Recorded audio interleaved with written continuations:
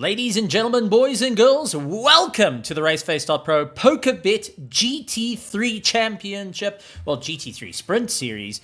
And my name is Stephen Koenig, and joining me in the box, the one, the only, and back from vacation, Tristan Herbst. Tristan, glad to have you back here, and finally at our very own home circuit at Kyalami, South Africa. Absolutely, Stephen. It was actually quite a bummer to miss out last week. I was really looking forward to hopping in the box and, watching some of these amazing guys here at RaceFace. Throw it around Misano, but I mean, I'm glad we could still continue to race, regardless of me not being able to commentate. That's the joy of having multiple guys running these kind of things. But I heard great things about last week's race. But like you mentioned, we're here on home soil, which is also an amazing thing. Here in Midrand of South Africa, actually, which is quite a cool thing. Here in Kyalami, the pinnacle track here in Joburg. So very cool. Drivers are going to be a little bit more familiar. So we're going to probably be seeing some interesting racing today. It's going to be an incredible one, but qualifying has started. So let's head down to quali and also get some of that engine noise coming in. So as we take a look at all the cars going, the engine's starting to come blazing through our microphones. And we will be listening to all the sweet, sweet music that comes and gets played. Werner Skuman currently at the top of the charts, trying to get his first lap down. He's getting chased down by Vietia Buerta, Fleming Bauer, Mordred Larsens, Brandon Holthazen, Jude Neville out on the track as well. 38 cars will be starting this evening. But we've got to talk about the elephant in the room here, because this is round 7, the second last round of the championship. And so much to talk about. Henry Mayer. Let's start off with him. On 287 points, leader of the championship. He is getting chased down by the likes of Bernard Barkhuizen, who is running on 186 points. Only 3 points ahead, Johan Kleinans, that will be chasing him down. So close first, second, third in that running. Ryan Barrington-Smith, don't count him out. He's running in 4th place, 172 points. Fleming Bauer in 5th place, 165 points. So there's still so much to go on. 2 rounds to go. The Achilles heel for Bernard Barkhuizen is he's failed to go and start the first and second round of the championship. So he's hoping that Henry Mayer will have that same problem as well. So he'll be able to fight up for first place. But no easy feat. I mean, Bernard Barkhuizen, let's take a look. He didn't start round 1, round 2. Came second in round 3, first in round 4, first in round 5, and second in round 6. Henry Mayer, first in round 1, 2, 3, third in round 4, second in round 5, first in round 6. To put himself into that order. Johan Kleinans, though, hasn't been keeping that top 3 the running the whole time, but consistently stayed on track in with the points. He managed to go and get himself 10th, 2nd, 6th, 6th, 5, and 7th to get 183 points with the Delta Negative Mustang. Yeah, so a bit of a mixed grid that we're seeing here for the championship standings. Obviously, like we mentioned, Bernard Barkhuizen not really having too much time to play with anymore. We're looking at Kyalami here, round 7 of the RaceFace.Pro PokerBet GT3 Sprint Series here for Season 12. And he's only got this race and Nürburgring left next week. And he's I would say a good 101 points away from the likes of Henry Mayer. So unfortunately, I don't really count my odds on him taking the championship. He's unfortunately missed those 2 beginning races, which could have been crucial points. So for the time being, Henry Mayer does have a little bit of a clear gap behind him. But like Stephen mentioned, we've got lots of competition down the rest of the grid. I mean, for example, we're looking at the likes of Fleming Bauer and Werner Skuman, currently separated by 1 point in the championship standings.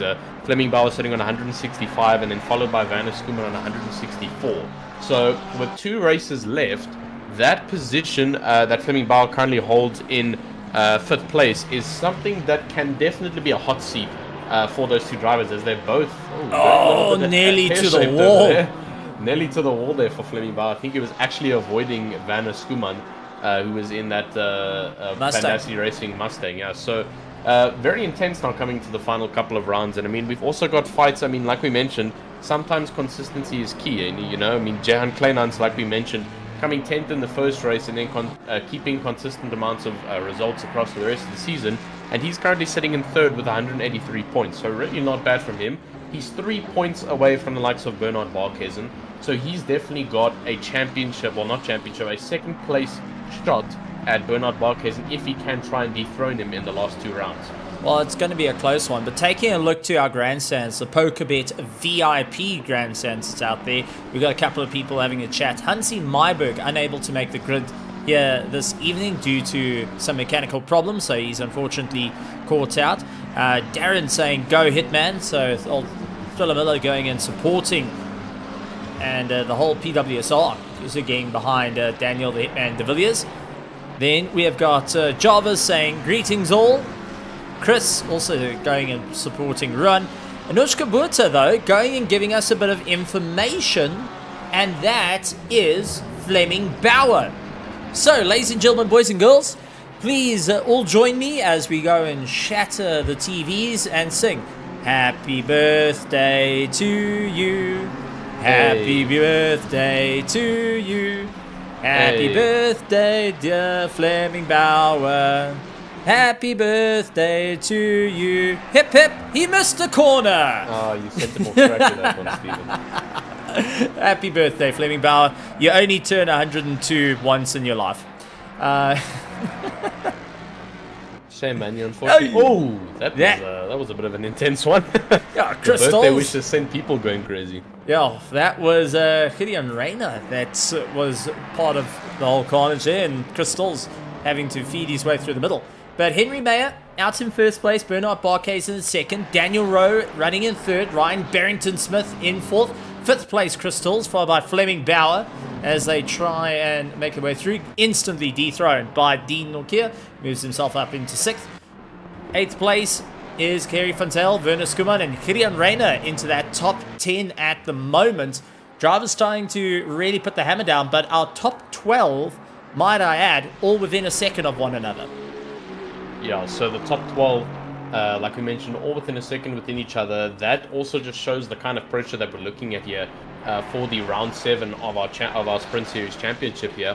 12 people in a Sprint Series Championship. That's mixed grid. There's people that could be in here from Pro, Pro-Am, and the Am Series. And 12 Oaks up in the top, all within a second of each other. So that just shows you the level of competition here. We've got guys competing from Pro-Am even in that top 12.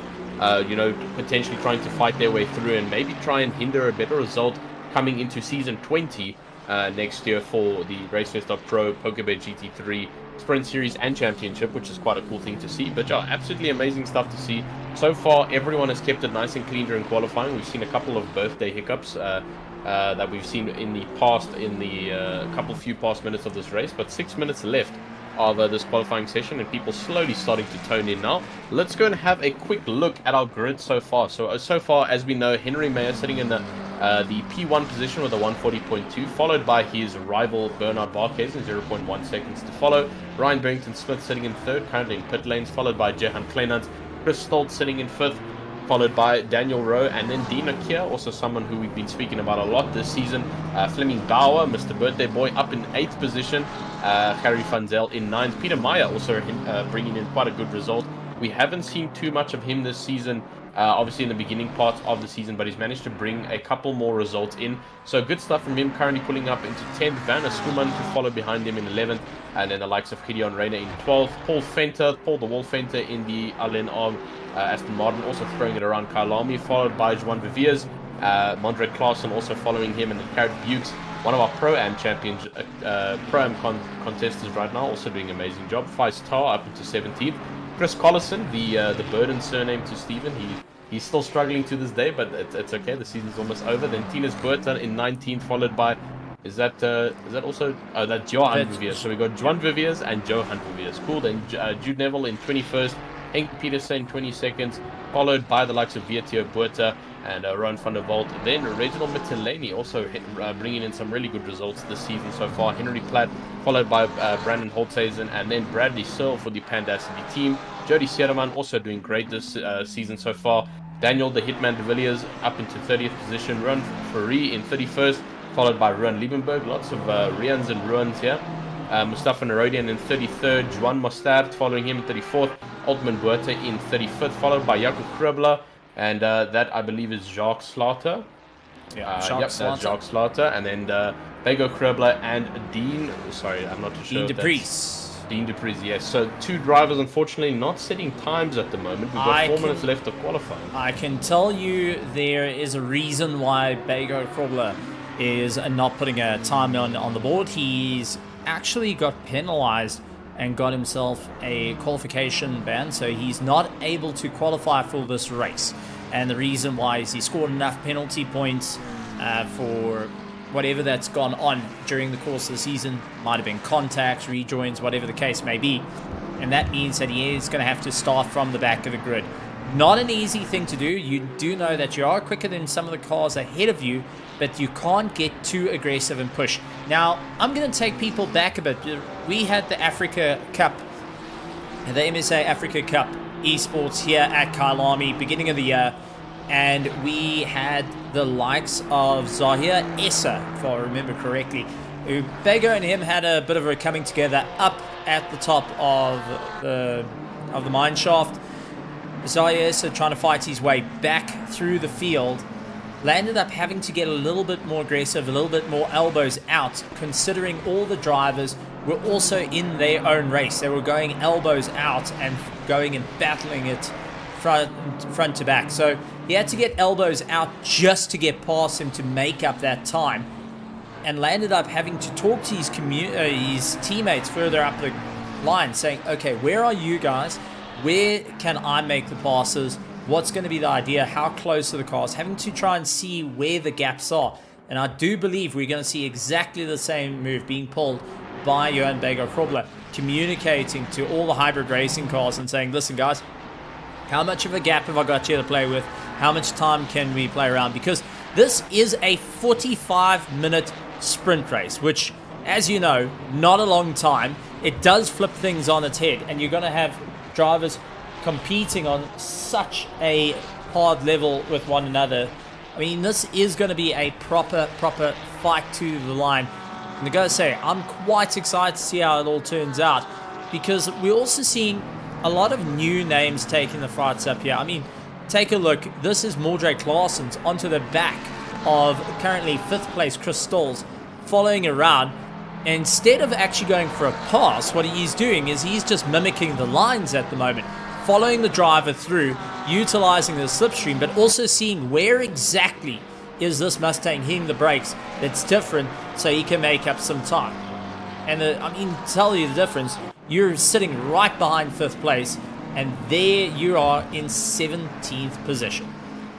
Yeah, so those kind of strategies can definitely help someone, especially if you've been putting in countless hours. You can start to get a little bit of sick of a track after putting in so many hours of practice. So following a driver who has definitely got the consistency and the pace to match it can definitely be a strategy to just sit behind and try and match the lines, match the braking points. Obviously, differentiate between cars, as we know. The Porsche's got different brakes compared to every car. Every car has got different brakes.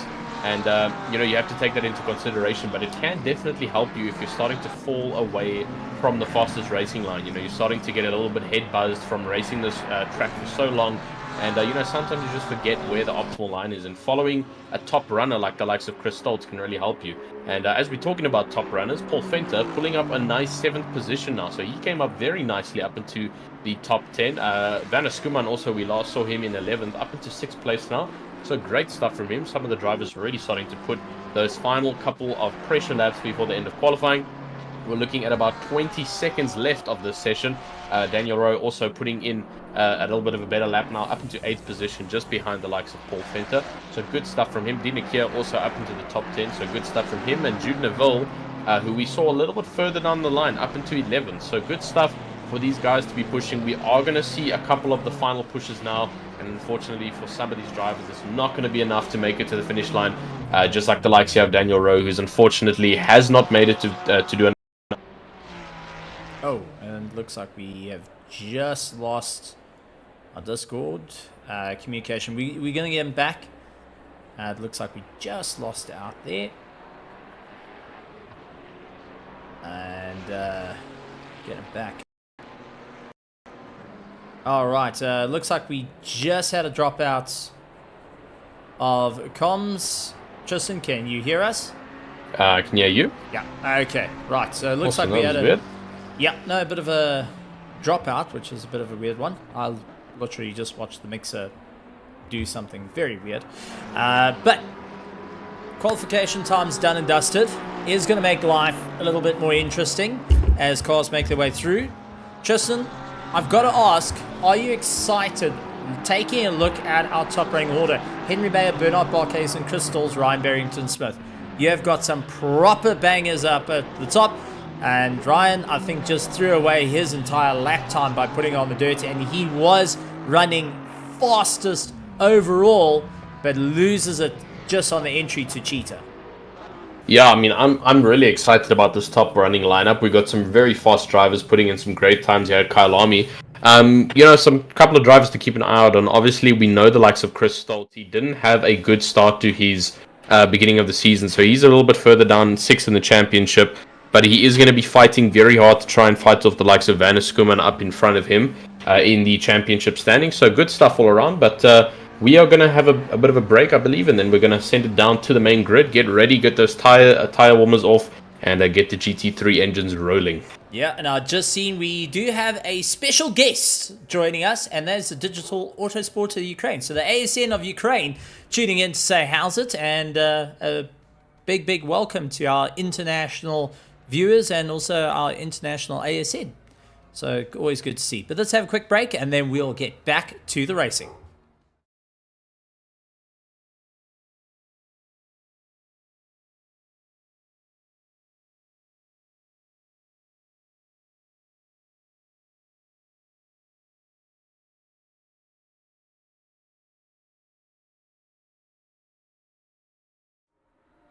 And we are back, ladies and gentlemen, boys and girls. Welcome. Glad to have you guys here. It is going to be a wild one. And joining in the commentary box is the one, the only, Tristan Herbst.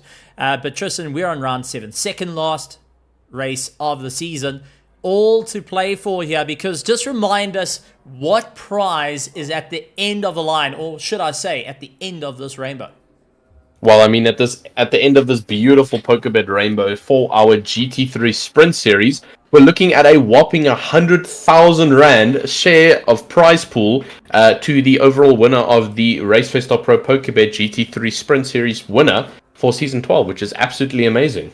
Yeah, huge wins and gains here. And at the moment, Henry Mayer is fighting for that 100,000 Rand. One of our biggest prize pools, well, used to be, because Thursday's got a little bit more than that. But talking about being a winner, PokerBet has got you guys sorted with the Spring Into Action event that's happening. And you can play 50 tournaments in September to qualify for a 50,000 Rand free roll with PokerBet. All you have to do, go down to the link in the description and join up with PokerBet. Earn extra starting chips for every additional 10 tournaments that you played. So that is definitely a major win. If you want to feel lucky, you want to put yourself out towards the top there, and a monster run for PokerBet. And I've got to say, really excited that not only our drivers and teams can score big, but also out there in the grandstands, our VIP grandstands, loving the action. So let's go and take a look through the running order of who's starting where. So starting off with it all is going to be Henry Mayer, followed by Bernard Barkhuizen, Chris Stalls, Ryan Barrington-Smith, Johan Kleinans, Gideon Reiner in 6th, Werner Skuman, Paul Fenter, Fleming Bauer, Daniel Rowe in 10th. Followed by Jude Neville, Dean Nokia, Kerry van Zyl, Peter Meyer, Brandon Holtzhazen, Sean Verveers, Daniel de Villiers, Mordred Claessens, Tiernis Buerta, Faz Tar, Gerrit Bucas in 21st. Then we got Sean Verveers, Chris Collison, Reginald Mutuleni, Henk Pedersen, Henry Platt, Vietia Buerta, Ruan van der Walt, Mustafa Nordin, Bradley Surley, Ruan Ferree, Jody Seidman 32nd, Ruan Lindeberg, along with Jaco Krobler, Altman Buerta, Jacques Slater, Bago Krobler, Dean DePries, and riding out the field, Jean Majant in the Audi. 39 GT3 cars to send off here tonight at Kyalami for round 7 of the RaceFace.Pro PokerBet GT3 Sprint Series. everyone warming up their brakes and tires. You can see climbing onto the anchors just to slow the cars down, build up their heat into the brakes, into the rims, and then eventually into the cocks of the tire. Brake dragging, gotta love it. It's always quite a handy thing to have. But this is going to be a bit of a wild start, because take a look at the lineup here. With Henry Mayer, Bernard Barkhuizen, they're away from their teammates. Ryan Barrington-Smith is going to be doing everything he can to try and fight his way through, as Tim the cameraman is busy tracking him down. Gideon Reyna will be trying to back up the likes of Bernard Barkhuizen, but Chris Stolz is in the mix, and he is looking to hang on to the back of them, and he's got Johan Kleinans behind. So the only two cars that actually have teammates that are able to back them up in close proximity is the Delta Negative and the Ominous Gaming. Yeah, so a little bit of a team sandwich going on right now. The green and the purple making it a little bit of a Hulk smash kind of combination, which is always kind of cool to see. So, like we mentioned, Bernard Barkhuizen sitting in second. He's got his teammate Gideon Reyna down in fifth. And then Chris Stoltz sitting in third. And he's got his teammate Johan Kleinans in sixth. So, definitely some team plays can be played. You can see there that the likes of Chris Stoltz and Johan Kleinans are theoretically behind each other going down into first corner here at Kyalami, which is an amazing thing to think of, because you can really play some team strategy. You know, you can try and block off some cars, put your car in a weird position to try and help out your teammate in front. But the same can go for the likes of Gideon Reyna. Try and maybe push up the back there of Ryan Barrington-Smith and try and get up a couple more positions to try and help his teammate. But we're coming around the final corner here of Kyalami. We're slowly starting to creep up to those beautiful red lights that you can see in the front. We're going to wait for Tim on the side over there with that flag. And we're going to wait for it here. We're about to go over the finish line here, the start line. And it's about to go green, and it's green. And here we go. So Henry Mayer, Henry Mayer going down, and here we go. Bernard Barkhuizen already putting pressure on the outside, but he does have the outside line going into turn one. So Henry Mayer is going to go defensive. The Delta Negative Mustang putting his nose up into the inside, blocking off Bernard Barkhuizen. Massive contact in the back there. That looked like Gideon Reyna, who's unfortunately lost out his drive. The Delta Negative car, Chris Stoltz, getting up into second position, taking the position away already from Bernard Barkhuizen. It's just been one lap, and now he's got the likes of a couple more cars following up behind there. That's already Ryan Barrington-Smith, who managed to keep his position in fourth. He's now under pressure from the likes of Johan Kleinans, who's now behind Bernard Barkhuizen, so he's stuck in a bit of a Delta Negative sandwich. But wow, what an absolutely amazing start. Some very dramatical changes here. We saw a little bit of an incident going into turn one there. Henry Mayer going a little bit off track. But very, very epic racing indeed, like we see in the comment section. Samir Buke saying, what an absolute thing there in the virtual grandstands. But wow, Stephen, talk us through that first corner. Let's actually take a look at it, because we just saw the likes of Gideon Reyna getting turned around, Ryan Barrington-Smith, but this is the number 4, this is Daniel Rowe. It's Fleming Bauer gets it wrong. He gets a bit of collision. Werner Skuman gets caught. Paul the Wolf enter, Jude Neville, and it looks like De Villiers also got involved in that accident. So quite a few people landed up with a bit of a ping-pong offend. This is Gerrit Bukers, who was around. He's in the Ferrari on the left-hand side, tries to make it 4 wide, hard on the brakes. Suddenly everything starts going wrong. He's trying to keep as tight as he can on the exit. And a little bit of contact here, and it's Berta getting bounced around a bit, and there you can see De Villiers going and getting thrown off into the distance as well. As we see the two Delta Negatives though, Chris Stolz and Johan Kleinans going and chasing each other down. It does look like Kleinans is going to try and line up around the outside. Chris Stolz trying to do a bit of a dive on the inside of Bernard Barkhuizen, forced him out wide, watching the wrong Mustang, and now suddenly he has got to deal with him. So Kleinans up on the inside, through barbecue, onto the back straight, and this is an old pit straight. Ryan Barrington-Smith in the mix there, Werner Skuman, and it does look like Mildred Claessens, the two Pandacity cars, got into the fight as well. As Bernard Barkhuizen down the order has suddenly got Chris Stolz. I think he got caught out looking at the wrong Mustang. Yeah, I think he definitely did. He's unfortunately got two Mustangs who look completely identical. The only thing that changes them is obviously the number and the name on the side of the car, but that's not really something you're looking at when you're going side by side at over 240 kilometers here. So very, very interesting scene here for Bernard Barkhuizen. He's getting a lot of pressure from both drivers, but as you mentioned, Stephen, we've got more and more drivers joining this mix for the battle for second here. We've got the likes of Ryan Barrington-Smith joining in, Werner Skuman and Mildred Claessens. for both the Pandacity drivers and Harry van Zyl, another Pandacity driver, joining in. Peter Myers also joined the fight back there up in 9th position, and it is so close. People are putting the bumper to bumper here, even coming into Cheetah just now. I mean, look at this. This is absolutely amazing race competition going on here. Everyone is putting that intense amount of pressure on each other because everyone knows this is a sprint series. There's only 45 minutes. There's no pit stops. And this is the second last round of this championship. So if you're wanting any form of championship standing change, you need to make it happen soon. And we're seeing that now. I mean, look at this train. This is a train for second place. Henry Mayer is 4.3 seconds ahead in the lead. He has completely gapped Bernard Barkhuizen in second due to the amount of fighting that has been going on here in the top mid pack.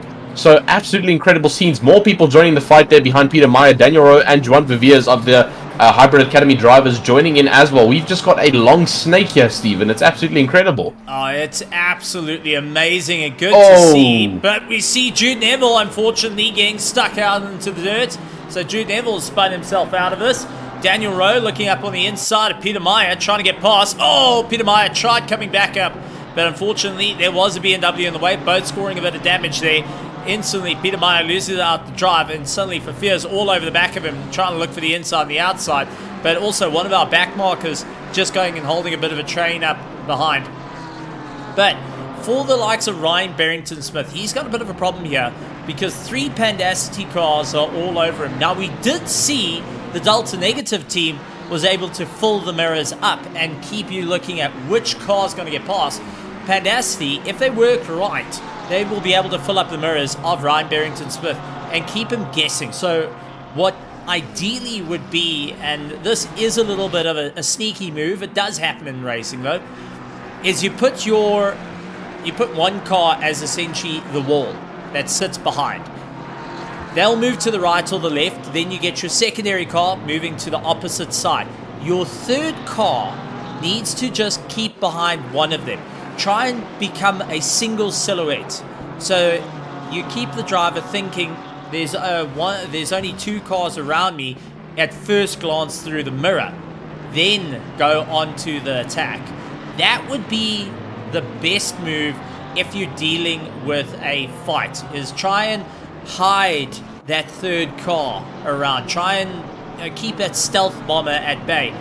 Open up the door, let them go, and you guys follow through. That would be a move possibly to do for a team, especially when you're in greater numbers compared to the rest of the drivers. So something to bear in mind of. We do see a couple of accidents starting to flare up. The 427 car landing up with a bit of a problem. This is Jody Seidman. And poor Jody over here got stuck 3 wide, trying to make his way through. Paul Fenter on the inside. He makes a pass down. Jody Seidman trying to come in and make his way back. Nearly a clip there. Oh, man, oh, man. Unfortunate. That looks like there was a bit of a spin coming from what may have been... That may be a Vietia Burta that got turned around, I would think. But Paul Fenter has got monster damage on his car. Just goes and decides that he's going to carry on, get off the circuit. He's just trying to get that car back to the pits. But unfortunately for the 42, that is not a happy Aston Martin. No, absolutely not. You can see it's crying in the front there. That bonnet has been completely sky-lifted after that impact he's had, and he's just trying to take it back home, keep it in one piece, but he's going to be under pressure from some of the faster drivers behind. He's got some back markers behind him, it seems. Unfortunately, he's being blue flagged, actually, to let some people pass. So, not a great race so far from Paul Fenty. He's unfortunately lived up to the name, and he's been in the wall.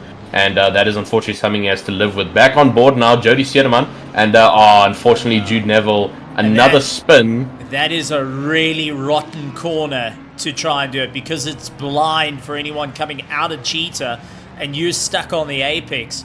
So you can't see ahead, but also they battle to see you. Thankfully, using his relative, he's able to spin it round and get the car up and going. But that was an absolutely miserable place to actually fall off. And suddenly you have every single car passing you, and you're going to have to wait for that right time. But interesting enough, Bego Kroblo, let's talk about this. A driver that started way at the back of the field, now up to 17th position, chasing down Henry Plutz. The sister team to Hybrid Racing, the team Triad Racing, was originally the main team before Hybrid Racing. And looks like Bago having no problems from the sister team. The AlphaTauri, Red Bull sort of maneuver around came into play. Maybe a little bit of, what we could say, Williams and Mercedes would be the other one. But they immediately has Fast Talk going right onto the back, trying to chase him down in the Ferrari 296 and having a great time on the way through. Oddly enough, if you want to hear a strange BOP sort of upgrade, the Ferrari 488 on current BOP that's being applied by LFM is actually competitive around Kyalami. Oh, that's actually quite interesting. So that's the old 488 Evo is competitive, which isn't part of our championship because, well, that's a very old car. People don't want to do that. But Gideon Reyna on the back of Dean Nokia, he has dropped down the orders badly. 16 positions. Yeah, that was unfortunately due to that turn 1 impact he had, which really did drop him off very far off from his teammate, who was sitting nicely up in second place, chasing down Henry Meyer. So unfortunately lost hope for both of these drivers. So Gideon down in 22nd, and then unfortunately Bernard having a very big gap to try and chase to the likes of Henry Meyer after that continuous fighting. Dina Kier, the hybrid racing BMW, also actually getting the pressure now from Gideon Reyna. He's got a long train of cars ahead of him. That's a big battle for about 6 or 7 positions. So he's going to be having to try and keep everybody intact in front of him. Chris Collison also chasing down the likes of Mustafa Narodi, and 5-star going off a little bit on track. And now Dina Kier putting pressure, and unfortunately it's too much pressure, pushing Chris Collison a little bit around. Jody Sierman having to go wide and try and not make contact. That's also Daniel De Villiers trying to avoid that little bunch up that's just happened behind, and Chris Collison really losing out now, unfortunately, after that little bit of impact. He's already dropped off, unfortunately. He's now got the likes of Daniel the Hitman De Villiers putting pressure on him now. So a little bit of unfortunate contact, a little bit too much pushing there from Dina Kier, but that is racing. That is unfortunately what happens sometimes.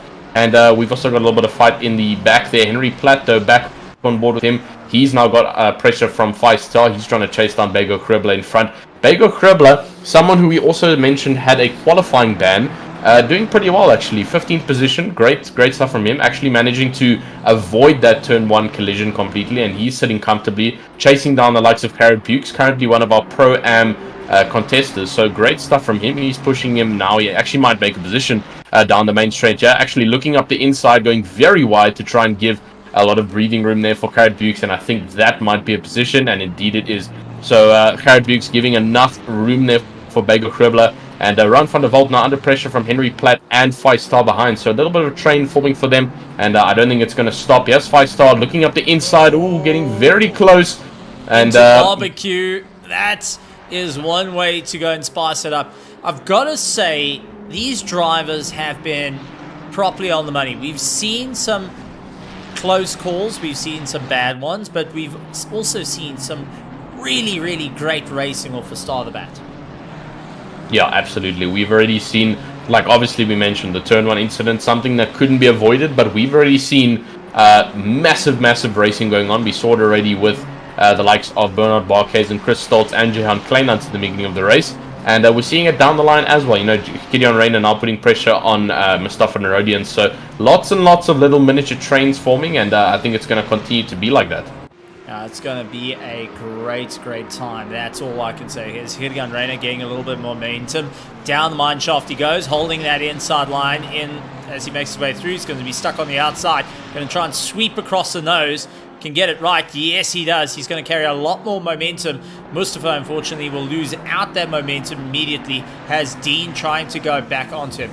But interesting fights going on as I see yellow flags being put in for Mordrake Larsons and Daniel Rowe that look like they may have come together and shared a few words. So let's actually go back at it and see Daniel Rowe heading down into Crocodile. Going to go late on the anchors. Goes for the inside line.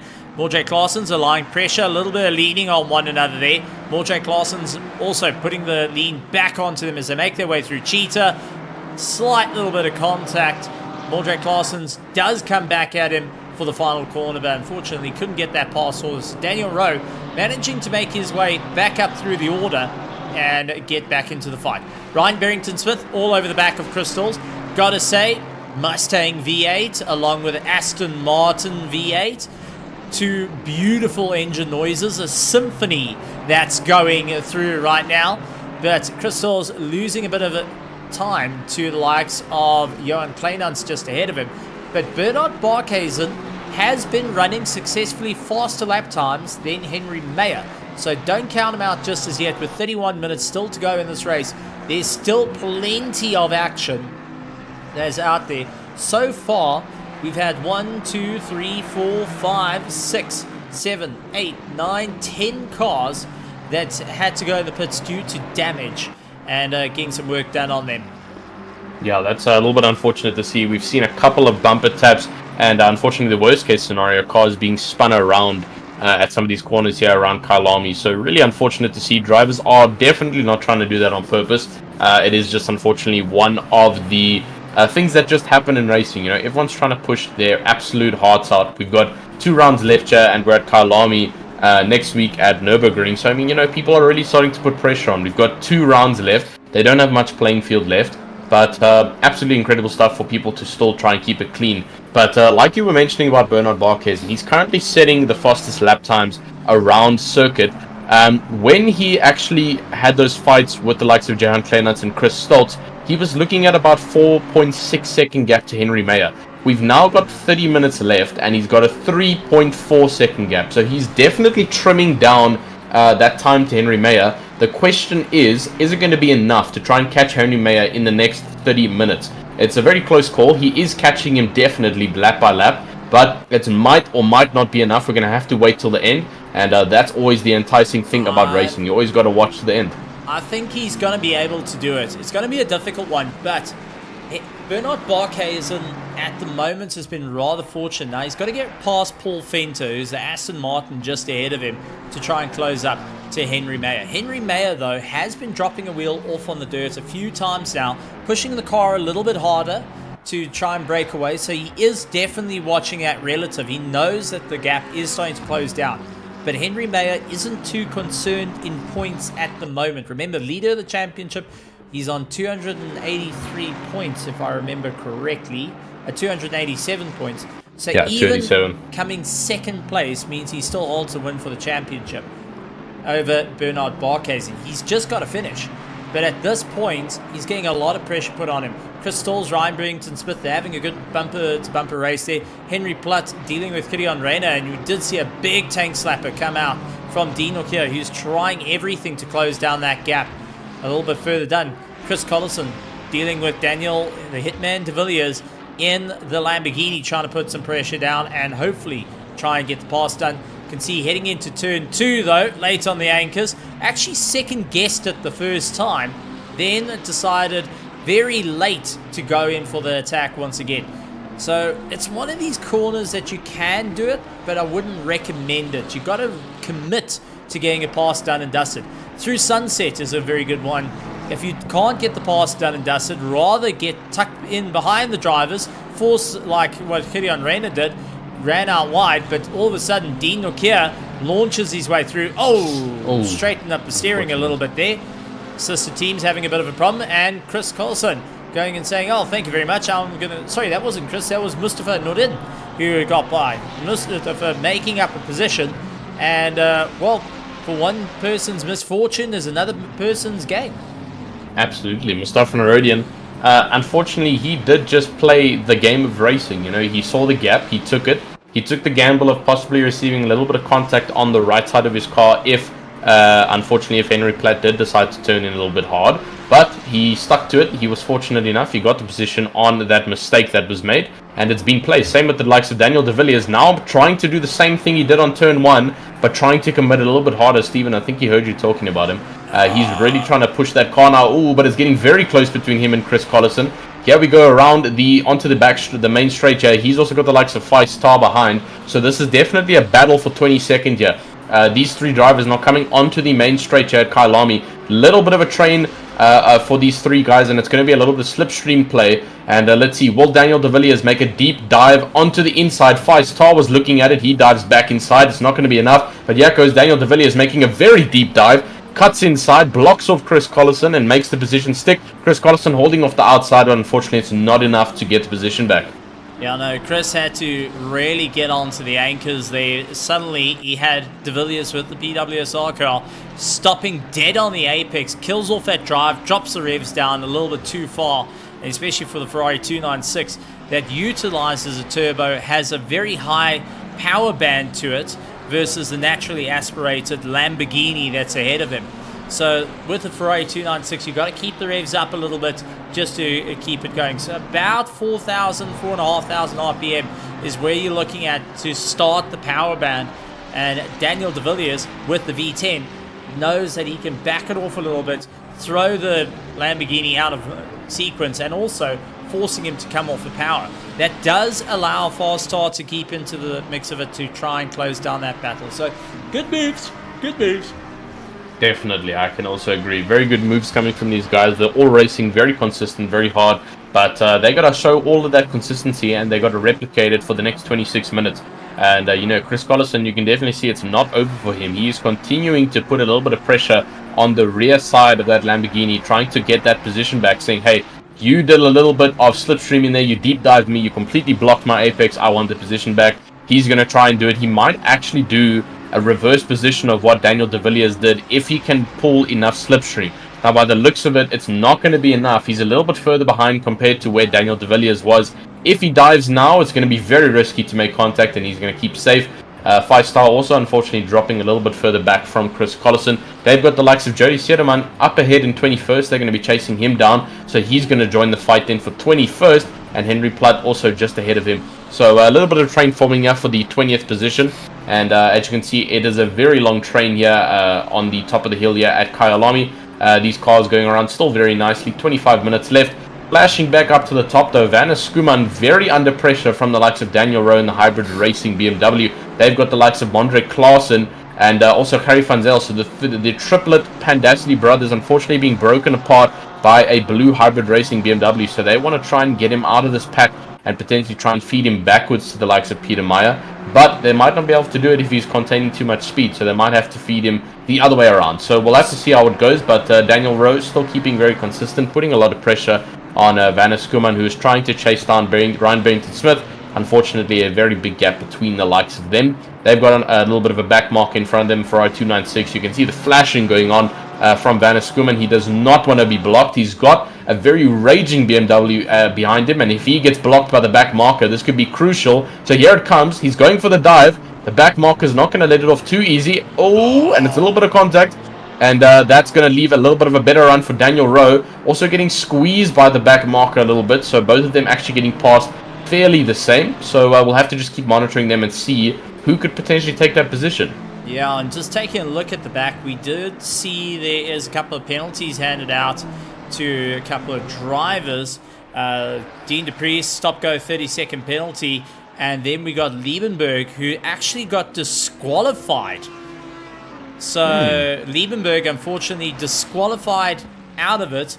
And another driver who is parked is a very, very big one. And that is Fleming Bauer. Now, why I say this is a very, very big one is he's currently running 5th in the championship. And this would be a DNF added to his cards because he couldn't get the car back out and going. So he's really got to get going. And I highly suggest it that he needs to get out driving because Fleming Bauer's, well, he's in 5th place, 165. Werner Skuman, who's currently on your screen, is on 164 points. Chris Stolz is also in the mix. Mildred Klaassen, Dean Leclerc, Daniel De Villiers. I mean, this is just devastating to go and see him caught out. So let's see how it's going to turn out there. But that does change up 5th place in the championship in a heartbeat. Suddenly, Fleming Bauer, who had everything in the cards to go for the fight, is now no longer in it. And I got a funny feeling he's busy trying to help out with Henry Mayer and Viertia Buerta, trying to help out with the rest of his team. But if I was the team captain, if I was the manager right there, I'd be going and taking off my flip-flop and getting him back into the car, or otherwise fear the wrath of the croc flip-flop. Yeah, absolutely. And you don't want to be thrown by Steven's crop flip-flop. It's not a nice thing. And it can hurt. But I mean, yeah, like you're mentioning, it's a very puncturing feeling for Fleming Bauer. You know, he's currently sitting in fifth, but he's got the likes of Vanus Skuman and Chris Stoltz behind him in the championship, who are not far behind at all. So effectively, he'd lose positions to Chris Stoltz and Vanus Skuman in this championship just from this round if he does actually take the DNF, which is super unfortunate. He's going to miss out on a top 5 here. Potentially, you know, if he misses out next race, he could even lose the top 10. So he doesn't want to do it again next week. You know, it might be a crucial thing to see. Ooh, a little bit of contact there from Daniel Rowe, actually putting a little bit too much pressure on the likes of Vanus Skuman. Let's actually let's go to Helicam on that one, because I want to see. He leaned his nose onto the rear fender by the looks of it and just kept going. So Werner Skuman, who we know is a very aggressive defensive driver, and Daniel Rowe is also, we've got two very aggressive drivers in their driving style, and they are not afraid to lean on each other quite a bit. Both drivers have gotten that reputation to be aggressive attacking and defense. Oh my goodness, Steven. Henry's disconnected. Wait, what? Henry has disconnected. Oh boy. Oh boy, oh boy. That is going to help out Bernard Barkhuizen. That is going to help Bernard Barkhuizen, because if Henry can't get back in this race, if he can't get back in, that counts as he's not able to finish. That's 0 points scored, and that means if he fails to get the final race in, well, he's going to land up losing out first place. So this is devastating for him. Daniel Rowe up on the inside of Werner Skuman. Mordred Claessen's now trying to also get right behind Daniel Rowe to also lean on his own teammate. So Werner Skuman going elbow to elbow with the likes of Daniel Rowe, battling it out. Daniel Rowe getting past, but Mordred Claessen's trying to capitalize on this one, looking to take a run up on his own team leader and saying, listen, buddy, you lost out that position. Give me a gap here. Werner Skuman, I'm sure, has stuck his visor down. He's pulled the plug out of his radio. He doesn't want to listen to the team. He's going on an absolute attack for Daniel Rowe. But massive, massive change up for the likes of Henry Mayer. Yeah, absolutely. Henry Mayer disconnecting. I mean, you know, like you say, if Bernard Barkhuizen takes win here, he takes the maximum amount of points home. And if the same happens next week, due to an unfortunate disconnect, that could completely change the championship standings in the final round, which could be absolutely crucial here. And that's just the kind of weird things you see at RaceFace. But that's what brings you the entertainment. I mean, I just want to go and point out here that Henry Mayer actually giving us a bit of indication that he's had his game crash out, and that is why he is not currently in the car. Man, that is so unfortunate. He's back. No, Henry Mayer is back on track. Henry Mayer is back on track. So he game crashed out, he got it back in, and he's back out on the track. 33rd position, not exactly where you want to be. You've got a lot of a climb to do, but it still means he's in within a points, and that still does take up the life out of him, out of Bernard Barkhuizen. So that is going to be an interesting one. Bernard Barkhuizen will be, he would have been celebrating, unfortunately. This time, not so much. Mustafa Nadeem, into the side of De Villiers. Through barbecue. De Villiers going and losing out a lot of drive. Chris now all over the back of him. Jody Seidman has also gained a position over De Villiers. But that Ferrari of Mustafa is looking a little bit on the second-hand side here. Chris going to try and look for the inside line. Hard on the brakes just as he went through Sunset into Clubhouse. Couldn't quite get it done. Short little straightaway before they head into the S's. But, wow, oh wow, the dramas that are unfolding. Henry Mayer, who was at the top of the charts with a 3.4 second gap to the likes of Bernard Barkhuizen, disconnect, reconnects, he's now 33rd. Yeah, no, absolutely incredible scenes that we're seeing. Yeah, I mean, phenomenal stuff that, you know, he didn't throw the steering wheel out the window in game agonizing rage, but fortunately, you know, as much as the game crash is terrible, he brought it back. He's not going to take DNF with 0 points. He's going to bring something back at least. I know his position is not great, but it does show that he is consistent and he's committed to still try and take home this 100,000 Rand prize pool presented by PokerBet. So great commitment from him. I also just wanted to mention, flashback to that beautiful fight that we're seeing up ahead with the likes of Daniel Rowe and Vanna Skuman. They also need to start worrying because they've got the likes of Peter Meyer starting to chase behind them. He was about 3 seconds behind, now only 2.4 seconds gap to them. So he's going to start chasing, but as I speak of that, he looks like he's gone off, or he's been overtaken by the likes of Juan Viviers, who's now up into 8th position. Peter Meyer definitely, I think he might have actually had a bit of an incident. He's lost out positions a little bit here, or he is a little bit just stuck behind a couple of back markers, but he is still definitely contestable. Here we go. We've got reports of where it all came to be for him.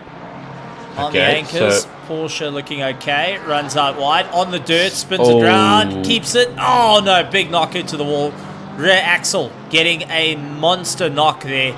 And that was all she wrote for that little Porsche on the way through. So, not ideal circumstances, but still out and going. I'm sure that rear feeling a little bit more loose than planned. No, absolutely. And I mean, I've had chats with him as well in the garage. He's already mentioned how loose that Porsche feels around most of these tracks. So to loosen it up even more, man, that is going to be a challenge. But talking about challenging themselves, look at the likes of Gideon Reina. Started nicely up in 5th position at the start of this race. Got booted all the way down to the low 20th due to the first turn incident on lap 1. Up into 14th position now, under pressure from Dean Nokia. He's really brought the fight back to try and salvage some points before the end of the season. So great stuff from him as well. But Dean Nokia is putting a lot of pressure on him. He's got that nice big BMW chasing down that Ferrari. And we'll see if he's going to make a position. He's looking very close up the likes of Gideon Reina. Not close enough to make a position into turn 1. But he is going to be trailing him around the rest of the circuit, trying to maybe locate another position where he can maybe take over the Omnius Gaming Ferrari over there and potentially gain another position for him. It's going to be a bit of a difficult one there. Another little fight that's starting to build up. Mustafa and Chris having a good go with one another. You can see Daniel going and sliding his way around, trying to improve. But with that being said, we're 14 minutes and 58 seconds to go. Let's take a look through the running order. It is Bernard Barkhuizen running in first, so Johan Kleinans running in second. Chris Stills running in third. 4th place is Ryan Barrington-Smith, followed by Daniel Rowe, Werner Skuman in 6th. Mordred Claessens in 7th. 8th place, Jean Verfiers, along with Peter Meyer, Bego Krobler, Harry van Zale, Tiernas Buerta in 12th. 13th position, Johan Verfiers, Gideon Reina, Dean Norkier, Henry Platt, Mustafa Nordin, Chris Collison, along with Daniel de Villiers, who's now closed up big time as we see Chris going up on the inside of Mustafa, right at the top of Mineshaft, getting it all hooked in, goes through the double apex. He's able to drag race a little bit further down. Mustafa getting pushed to the fringes of the circuit. Will have the inside line if he can just carry it through into Crocodile. Late on the brakes, try and get the nose in. Can he not run out too wide? He did so. Chris getting past him. Now it's a run up to Cheetah as we see Mustafa trying to defend. It goes a little bit hard on the anchors there through Cheetah. Allows De Villiers to come up towards Ingwe, trying to get that pass done and dusted. Couldn't quite get it all sorted as we go down our main straight once again. That is 19th position. 20th is Fast Tar, followed by Jody Seidman, Ruin Free, Henk Peterson, 23rd. 24th, Ruin van der Walt, followed by Altman Buerta, Jean Machat, Jaco Krobler doing a great job. He is trying to make up some time onto Jean Machat. And then Reginald Mutuleni, Paul Fenter, Bradley Surley, Gerrit Bukes, along with Brandon Holthazen, Henry Mayer, Virtua Buerta, Dean DePries, Fleming Bauer, and then we have got Rin Niedenberg, who unfortunately is running in the fire. Well, he's at the back of the grid with a disqualification. And the way that you get disqualified is speeding through the pits, not serving your drive-throughs. And those are the main things. Just becoming one of those drivers that you really don't want to have. And very easy to do if you go speeding into the pits. And that will land up with you being instantly disqualified as soon as you don't even have your pit limiter on as you come charging out. So definitely a bit of a worrying sign there. But guys will have to keep an eye on it. Mac van der Merwe, though, I do want to point out, is going and shouting out from the grandstands. And busy saying, "Oh, Peter," and that was for the earlier problem. So Mac van der Merwe, the teammate to Peter Meyer. Busy going in, scratching his head there and saying, not quite ideal. No, definitely not. Unfortunate spin earlier from Peter, and he's been unfortunately a little bit loose. He has mentioned that he doesn't actually like the Porsche that much.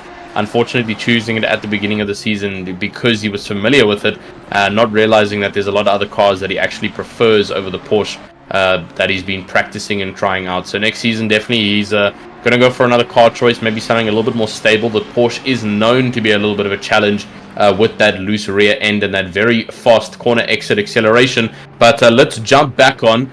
Still with Mustafa Narodian, he is not putting an immense amount of pressure still on Daniel Villiers. Back marker of Brandon Holthuizen also in this fight. If he's fast enough, he can definitely overtake again, try and get around the circuit, but he's only got 11 minutes left, so he's not going to be able to do anything at the moment. We know Brandon Holthuizen is not that slow. He's definitely a competitive driver, so he can potentially be faster than this little train up in the mid-pack. Make these positions count, just not interfering too much with the actual fights going on. 5-star also still very much in this fight behind the likes of Brandon Holthuizen. And then further on the line, Jody Sierman also doing very well to continue fighting for this train up in front of him. You can see it over there just a little bit ahead, about a 2.4 second gap to the likes of the drivers in front. Ron Ferree also tailing behind him with a 3.2 second gap, the Pandacity Esport driver. So Pandacity had a really good run at the beginning of this race. Obviously, we saw the likes of Vannes Skuman, Mondre Klaassen, and the likes of Gary Van Sale, who were doing very, very well in the likes of the Pandacity cars. And then, unfortunately, we saw the likes of Ron Liebenberg dropping off a little bit, which was very unfortunate to see. But unfortunately, in racing, it does happen. Vannes Skuman carrying the team very well right now in 6th.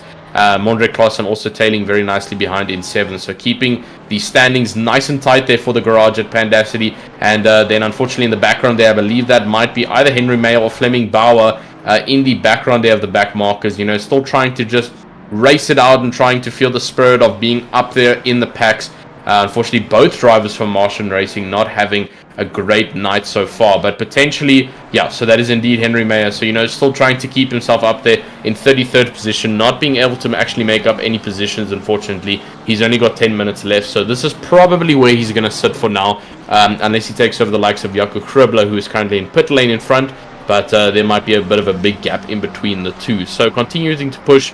Fleming Bauer actually setting the new fastest lap of this race, so 140.6, so great stuff from him. Yeah, no, some incredible racing, but massive tank slapper for Gideon Reyna on the way through to the S's. We saw him completely cross-armed, and now has Dino Kier trying to look around the outside. Let's switches to the inside, late change to try and get it all hooked in there. Unfortunately, not able to get it done and dusted, but man, oh man, we got to go on board with Gideon Reyna for that tank slapper, because that was something special to see that cross arm heading into the S's. So all going well. Puts the car in, completely cross arm, drifted it around the first S, pulled it back midway through the second S, and got it sorted out without losing a position, without losing time, and still went on the rock hard defense into the top of mine shaft. Went in a little bit too quick and a little bit too deep there for being the inside line, but he was able to carry the momentum through.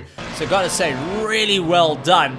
But some heart and mouth moments, I'm sure, is in that Ferrari at the moment. Yeah, no, definitely. That was a little bit of a sketchy one for him. The Ferrari obviously starting to lose a couple of those tire spots, the tire degradation being a little bit higher on that Ferrari. Here. Contact for Mustafa Narodian, yeah. And fast tar by the looks of it. Looks like the two Ferrari 296s have come to blows with one another. Over Cheetah, loses it, brings it back, second contact into Ingwe. And now we've got two Ferraris in the middle of nowhere, and Jody Seidman had to pick where he was going to go. So unfortunately, passenger all the way through, but well done to Jody Seidman. Wouldn't like to be the next driver to climb into that McLaren. I think when it goes, the guys are just going to unbolt the seat and throw it in the bin at the back of the pits. Yeah, no, Jody Seidman having to pull Elijah McQueen from Cars 1 there. I don't know if anyone remembers that iconic scene of him having to jump over and avoid all the crashes, but managing to zigzag, and I think he was carrying still like 140, 150 Ks in between that swerving. So managing to keep that McLaren. You would be at 120 kilometers an hour before at that point through it. Yeah, so that's that's carrying a high amount of speed and still managing to avoid 2 cars that have parked themselves very illegally in the middle of the track, but managing to get past them. But back on board, Dina Kia still putting the pressure on Gideon Renner, who unfortunately we saw having that tank slapper. He is definitely struggling. As we have mentioned across the season, the BMW is known to have the better tire degradation, while, as I say, Dina Kia, the perfect example, goes and gives me a tank slapper. That makes me seem like a great commentator. Thanks, Dean.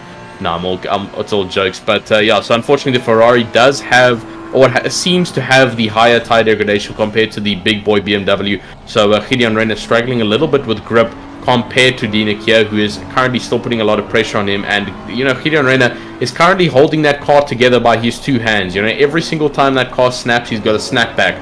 He's got 6 minutes left. He cannot afford to let that car take control of him. Yeah, no, it's definitely it. And we're actually seeing small adjustments coming into play from Dino Kia. He's actually going and adjusting ABS and traction control, just trying to find that little bit more grip as the track starts to cool down. It's 25 degrees now, the light's starting to fade underneath you. You're in the final 6 minutes of the race, and it's still some very, very close racing there. Up in front though, Bego Krobler, Peter Meyer. These two don't often get to come to blows with one another, but Peter Meyer trying to defend against Bego Krobler. He's trying to sweeps across the nose. He's going to be stuck on the outside. Tries to bring it back into Crocodile. Late on the anchors. Going to go in for a little bit of a deep run. Bego Krobler looking for the cutback. Trying to do a little bit of a Danny Rick there. But couldn't quite get the Daniel Ricciardo done. Has to wait it out. Continues on the drive. But Peter Meyer definitely feeling that pressure as it's getting laid on thicker and thicker as it goes. Yeah, he's unfortunately they made a bit of a blue and green sandwich there. Peter Meyer in the middle of Joan Viviers and Bego Krobler, both the hybrid racing cars. So both of them currently keeping him in a little bit of a mix. You know, they can actually play a couple of games there.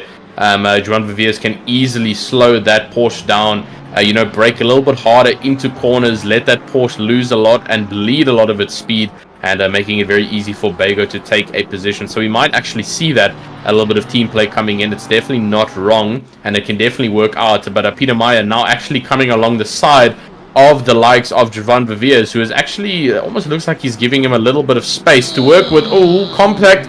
Peter Meyer goes out wide, trying to hold the Porsche's rear end. Joan Viviers also having a bit of a snap, pulling out wide. So now Peter Meyer loses out to both the hybrid racing drivers. Now he's outside of the Oreo sandwich, and he's trying to make his way back into that, or potentially gap the entire sandwich itself. So unfortunately losing out both positions. They're going wide around that fast right-hander after the hill here at Kyalami. Oh, and he's off.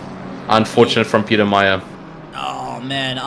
You know what happened there is he's been put on that sausage curb and it got tossed him in. Let's actually go back a little bit and just watch, because this was a multitude of things that happened to him. So he got the drive, now heading up Yuxcape. All looking fine. Gets onto the back of Jean Viviers.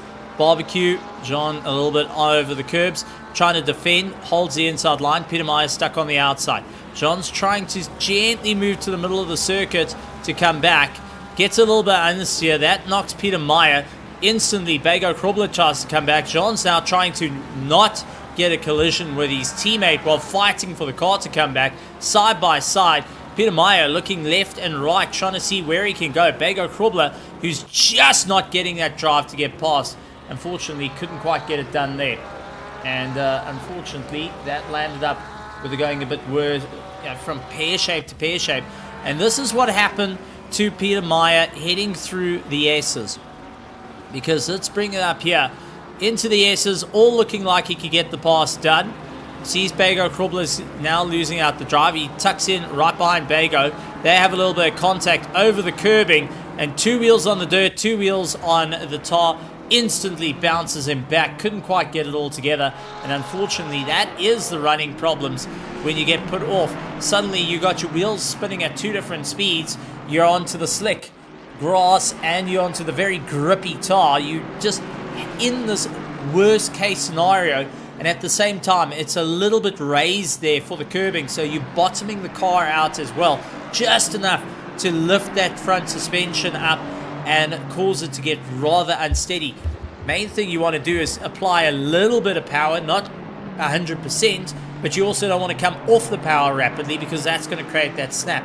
Unfortunately for Peter Meyer, he learned the hard way of how that's going to go for him. Yeah, and unfortunately with the GT3 car, there's not too much that can really conquer it and send it out, especially with those two tires spinning the wrong way or spinning at different speeds. So, you know, on the tier list of dangers, so number 1, we've got normal grass. You know, it's definitely one of the things. Then next up on the list, we've got wet grass. You know, wet grass is also very penetrable, no grip at all. And then, you know, the big boss, we saw it at Hungary, the wet curbs. The wet curbs are an absolute nightmare to deal with here on the GT3s, any circuit regardless. We saw it on Hungaroring. You touched the curb once, unfortunately, and that car said goodbye. So lots of things that drivers have to consider.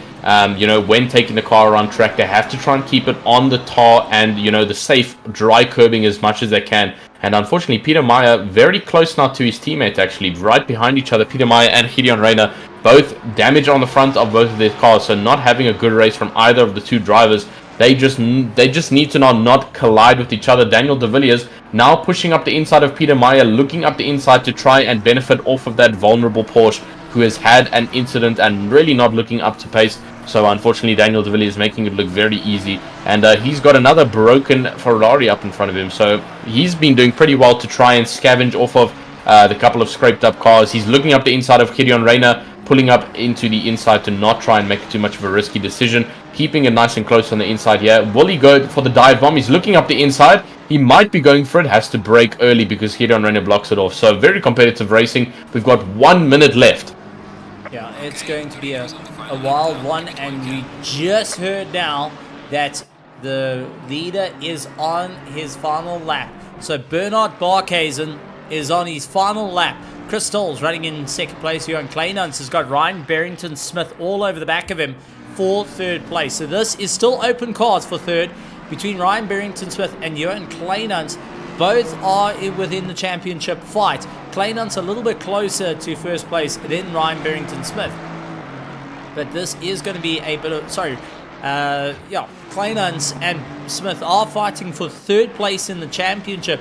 Kleinans sitting on 183 points and Ryan Barrington-Smith on 172 points. So all to play for here for these two to keep within that top 3. And at the moment, Kleinans is doing a phenomenal job going and slowing things down, bringing the pace back towards himself and keeping Ryan Barrington-Smith constantly off the gas on the way through. So Ryan's going to try and go for the pass. He looks up on the outside, couldn't quite get it done. And for anyone that doesn't know Ryan Barrington-Smith, he is also one of the chairmen for Rallying Sim Racing here in South Africa, so he can utilize a little bit of that skill to get on the dirt and try and get past if he really wants to get past Kleinans. But it's not going to be an easy time here. Johan Kleinans are the Delta Negative in that Mustang, looking a little bit more paced out, but coming across the line through Ingwe for the final time for round 7 for our RaceFace.Pro PokerBet GT3 Sprint Series. Bernard Barkhuizen takes the win, with Chris Stolz running in second place. Johan Kleinans will come around in third, with Ryan Barrington-Smith only 0.4 of a second behind him.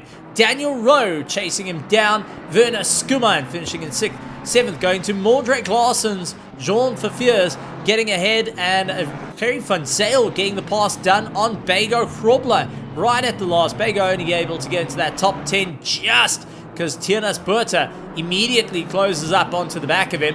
And Tiernas Berta has actually robbed Bego Krobler at the line. Tiernas Berta. Both of them are part of the same team as well, so maybe it was a team ordered to let him past or something, but I mean, that was a bit weird. It looked like Bego Krobler either lost a lot of speed or he backed off. So he backed off. I've got a funny feeling he thought he got close enough to the line that Tiernas wouldn't. Remember that when we spoke about don't showboat until you've crossed the flag? I think that was a little bit it. He got too comfortable, went for the, went to lift off the gas because, the race is done now, not realizing that he's got his teammate still absolutely pinned and goes and takes that top 10. So Bego finishes out of the top 10 right at the last. And that is just a strike between the knees. That's all I can say. Rowan van der Walt, Mustafa Nedin coming across in 23rd, 24th, Altman Burta, Reginald Mutaleni, Jean Mulchard, Paul Fenter, Gerrit Bukes, Brandon Holtzhuizen, along with Brandy Surley, Peter Meyer, and Henry Mayer in 32nd position, Viateur Buerta in 33rd, Dean DePriest, Jaco Krobler, and Fleming Bauer rounding out our grid. But man, oh man, that was a bit of a change-up for the running order, and not exactly what we thought to have seen. So let's actually head back to the commentary box because, wow, there's a lot to unpack here.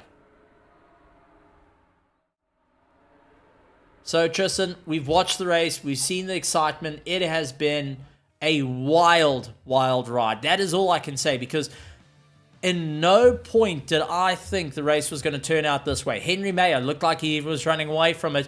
Unfortunately, game crashed, and then he's all the way down. Bernard Barkhuizen gets a win. He makes up the climb. And then we get to see the rob of the century coming in between two teammates at the end of it. Just, wow. What a race for round 7. But, man, oh man, I think we're going to see quite a few not so happy faces going to be in the very near future.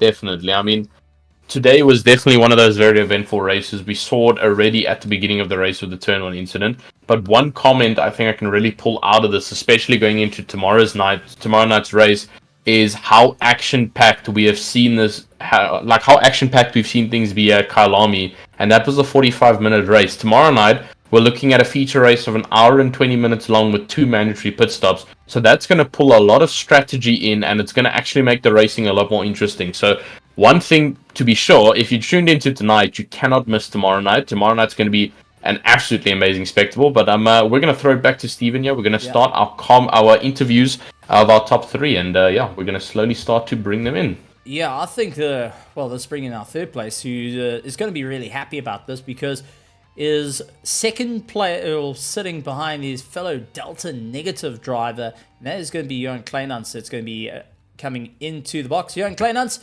welcome to the commentary box. What a run for you. What exciting times. You third place in the championship, 183 points. Third place in round 7 of the RaceFace.Pro PokerBet GT3 championship.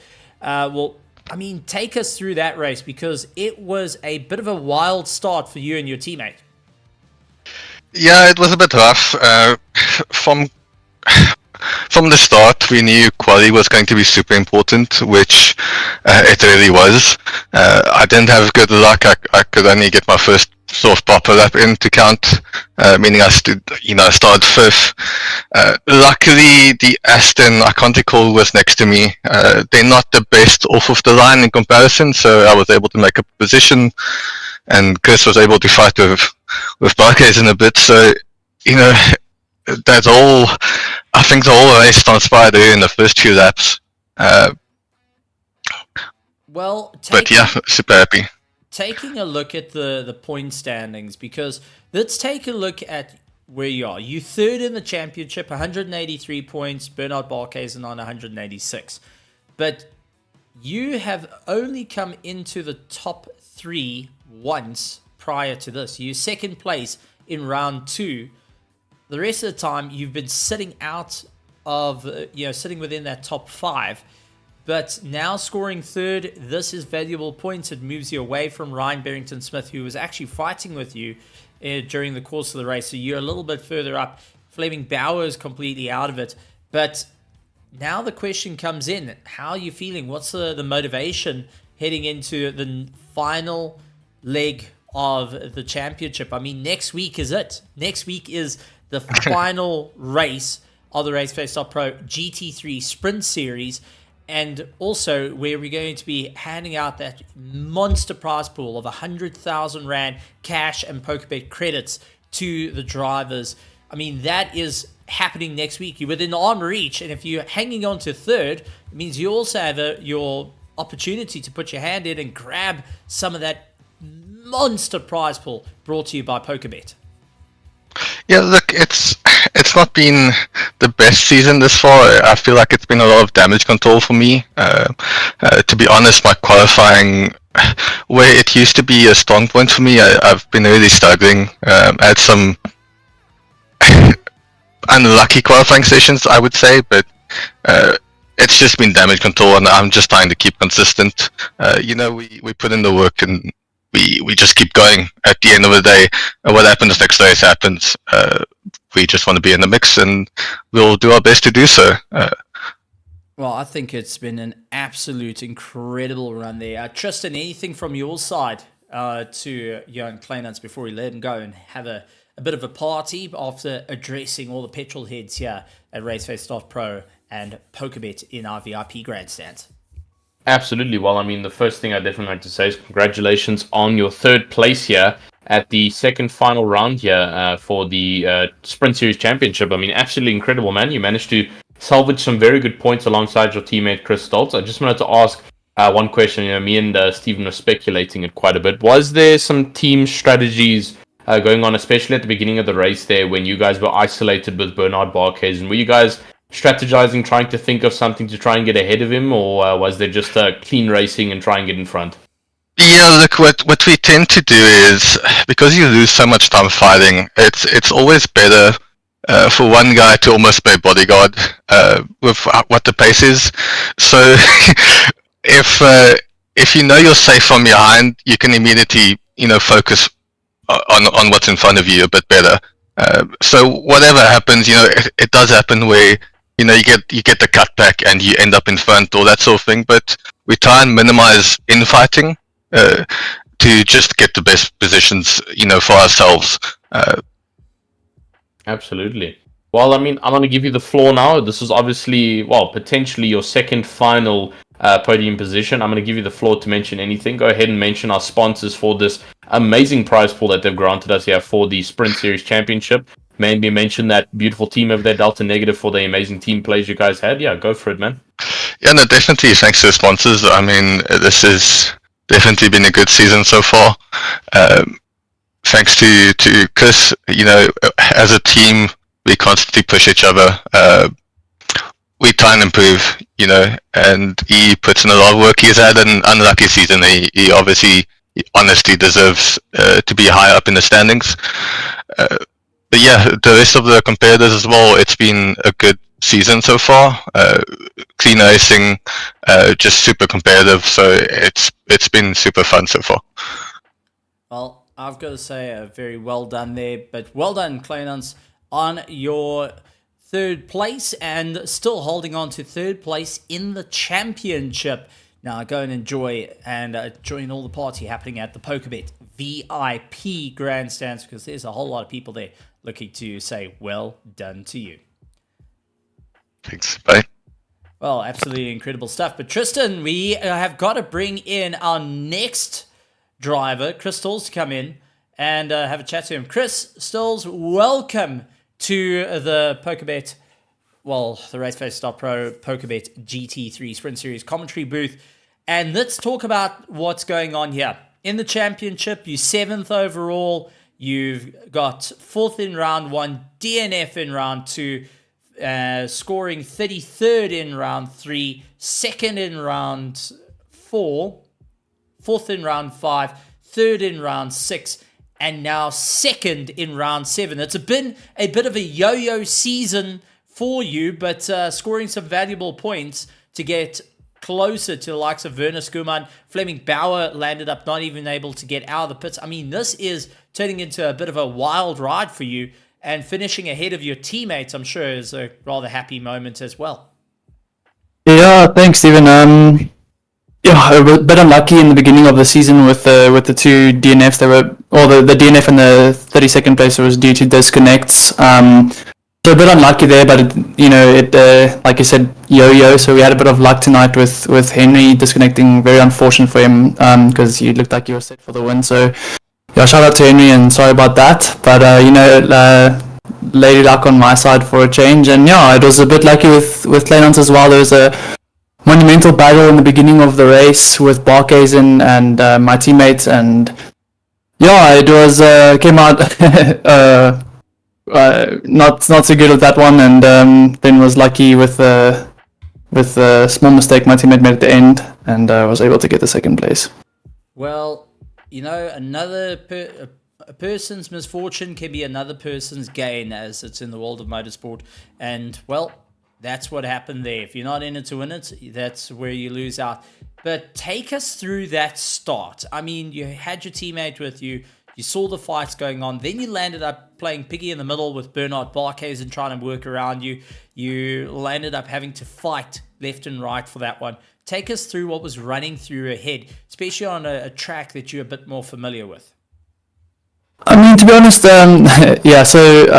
overtaking Barkhuizen into the first corner was probably not entirely intentional. It was a little bit late on the brakes from my side, but then, excellent racecraft between the two of us to be able to make that work. So, props to Barkhuizen as well there.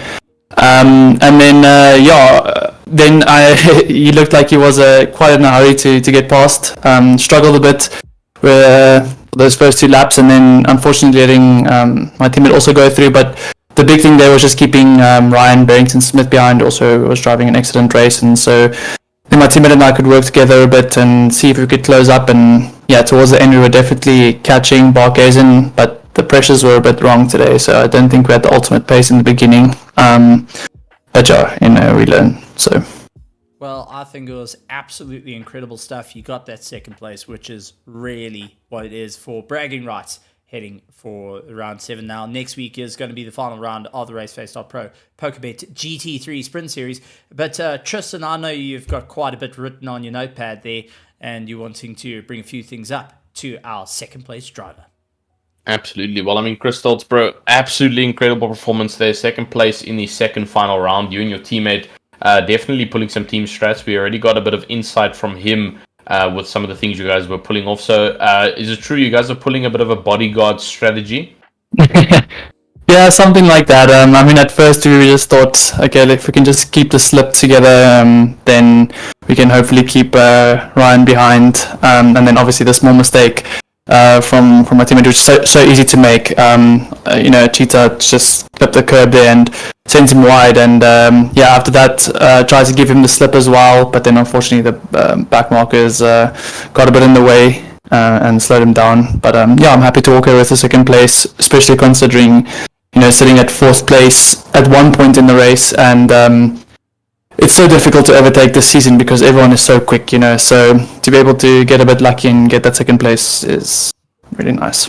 Absolutely. Well, I mean, let's have a look at your championship standings. So obviously we did mention that you were sitting in 7th position behind Vanus Skuman, but as you obviously noticed, the likes of Fleming Bauer unfortunately pulling off very, very far down the grid and potentially losing a position from Vanus Skuman and also you. So you may have potentially, after some stewarding and final standings, gone up in the championship standings. So how are you feeling going into the final race at the Nürburgring next week? I think the approach stays the same. The approach has been give it our best and try and get as many consistent results as possible. Obviously, we're trying to get that win. It's multiple podiums this season so far, and probably 2 that have been robbed from me with disconnects. So, it's unfortunate, but the win is what we're looking for at the moment, and it's eluding us so far. But we go into the next round and see what we can do.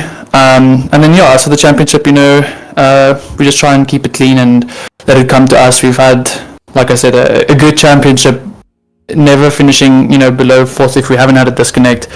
So it's been consistent and quick. It's just putting that last race together, and I obviously don't wish any ill on my competitors, but maybe a little bit more luck, and we can hopefully secure like a 3rd or 4th place. If the cat happens to jump by the brake pedal, it's fine. Yeah, something like that, Steve. Well, I mean, still absolutely phenomenal result tonight, second place. I'm gonna have to give you the floor now to obviously mention anything you want to. You can go ahead and mention the sponsors, mention your team, mention some of the team play. Yeah, the floor is yours, man. Yeah, I just want to say thanks to the sponsors, of course, and Hansi and everyone at RaceFace who makes this possible. It's obviously an amazing event, and thank you guys for the commentary. And then I just want to thank my teammate. It's our first podium together as Delta Negative, so it's great. So thanks a lot for him to help bring with the setup and pushing us to be better. And then just a shout out to my family and everyone who's watching and supporting. Appreciate it. I've got to say that's very positive for a delta negative, but okay, let's see how that one goes. Yeah, it's actually, delta negative is it's for our delta time on the lap. So if it's negative, it means you're faster. So that's what that's is for, the delta negative. Okay, makes sense. Tristan and I don't get to see that too often, so it's kind of a myth on that one. But we'll take your word for it, Chris. We'll take your word for it. I generally see the blue flag, and that means I'm going faster than everyone that's around there. And Tristan, I'm sure, sees that exact same flag. Chris, thank you very much, and we will see you heading into tomorrow night for the RaceFace.Pro PokerBet GT3 Championship, and next week, the final race of the GT3 Sprint Series. Yeah, for sure. Thanks, guys. Oh, there we go. We learned something new. The delta negative is for the timing. But if you want to talk about timing, let's talk about a person that's going to go through the roof here, Tristan. And I think you are going to be going through the roof. First place going to Bernard Barkhuizen, who has actually had a good run after a nightmare to the start of the championship, running second in the championship now. Round 1 and 2 wasn't able to come across the line. Round 3, second place. Round 4, first place. Round 5, first place. Round 6, second place. And now round 7, a first place. Bernard Barkhuizen, how are you feeling with that? Yeah, round 7 first place due to a bit of luck, eh? But I was wondering when my luck was going to strike, because I've had some bad races in the past due to game crashes and mechanical failures and stuff. So tonight I finally got some luck, and P1. Oh, absolutely incredible stuff. I mean, it was a hard race for you. At the start of the race, it was just a mob effort. We saw how you were getting swamped. There was about a 7-car train that you guys were involved in. You trying to make your way through. You had your teammate onto the back of you. I mean, take us through those heart-stopping moments where suddenly you're just seeing a fleet of cars all chasing you down, knowing that you're running second in the championship, that you have to score major points, and just seeing how everyone's so hungry to go for those top spots. Did you at all feel like a little bit nervous? So did you feel like, okay, hang on, I've got this? Or was it just kind of get your head down and get racing? Yeah, no, it's not nervous. I was literally just surprised of this massive dive bomb into turn 1.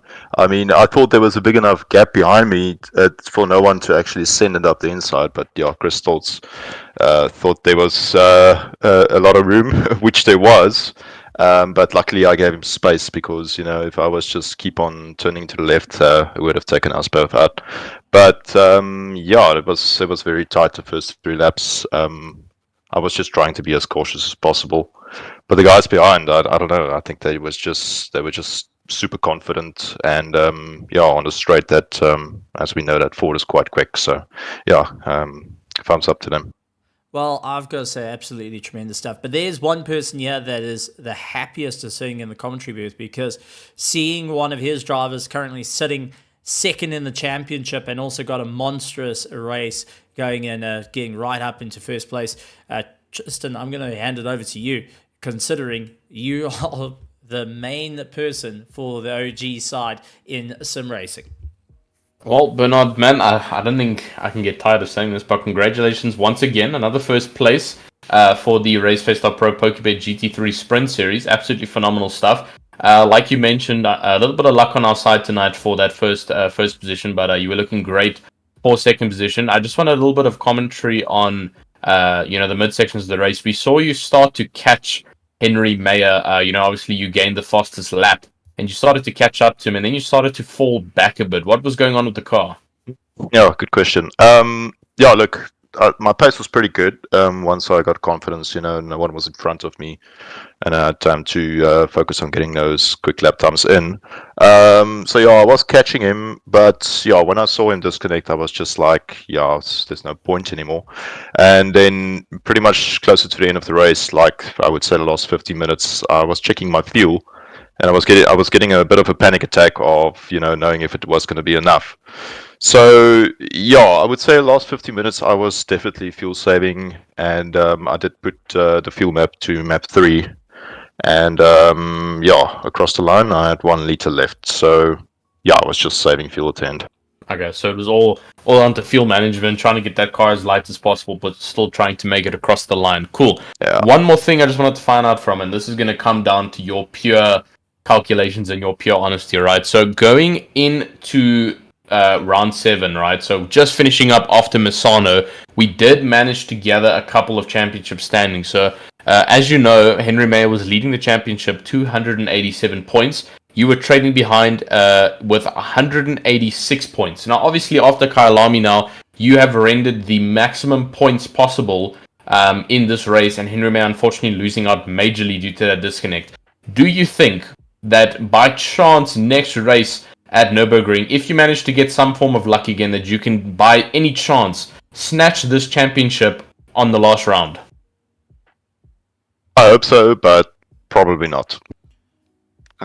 Okay, so brutal honesty. I'm going Probably to, not, no. I'm going to give you this one because you scored 50 points here tonight. Well, I think it's 52 with Boss Slap. Possibly, but you scored that top rank, so 50 points added. Another 50 points would put you on, would raise you to, would put you on 100 points. But that means if Henry Mayer comes 33rd again, you would actually get ahead of him in the championship.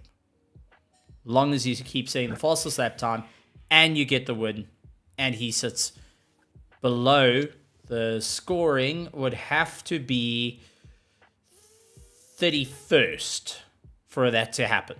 So he's got to have a really rough run, but that means that you are one step closer to that 100,000 Rand PokerBet credit and cash on the trophy. I mean, that is where it's at right now for the GT3 Sprint Series.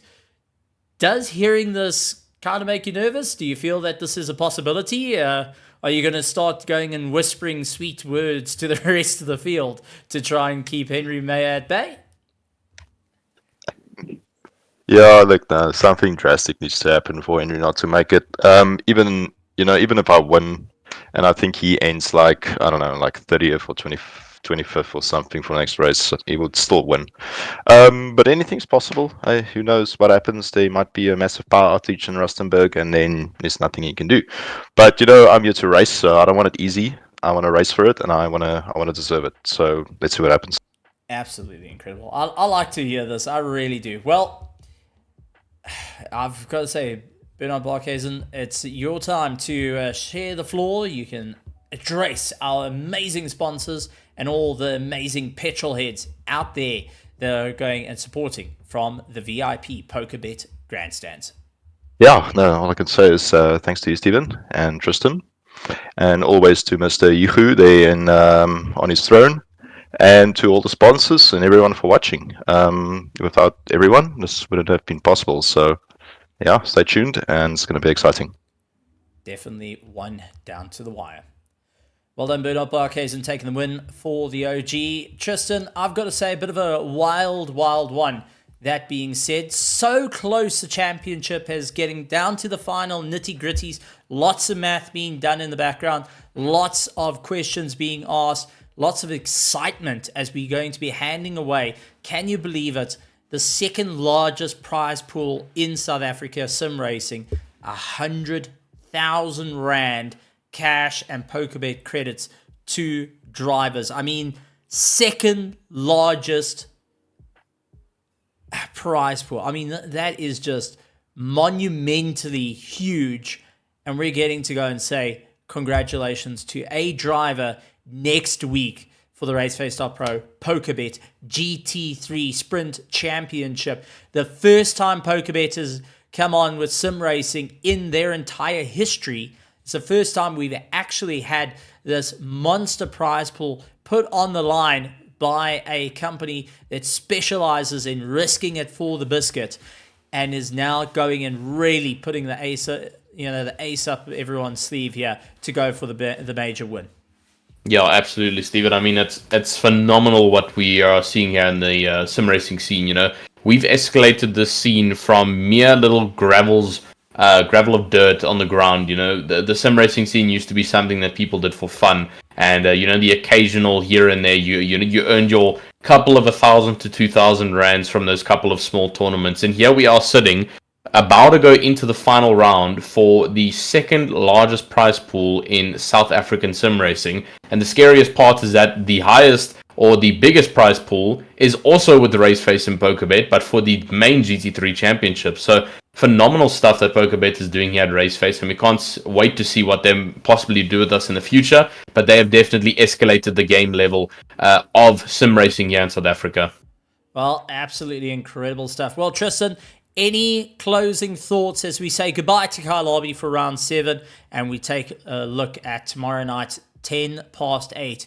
We're going to be going racing right back here at Kyalami for the Thursday night, the RaceFace.Pro PokerBet GT3 Championship.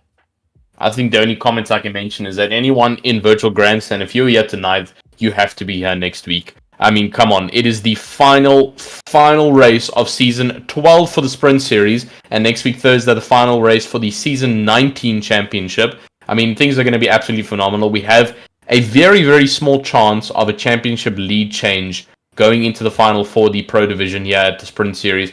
And then as well, we've got tight Pro and Pro-Am divisions in our championship for next week at the Nürburgring. So stay tuned.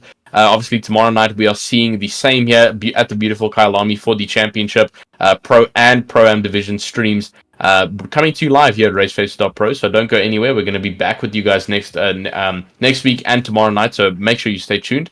But other than that, that will be me signing off. Well, you went and said a very slight chance of a change. For the pros, we got Henry Mayo on 291, Bernard Barkhuizen on 238. Wouldn't count it out just as yet. Ryan Barrington-Smith on 176 points and Christoph Peterson on 172.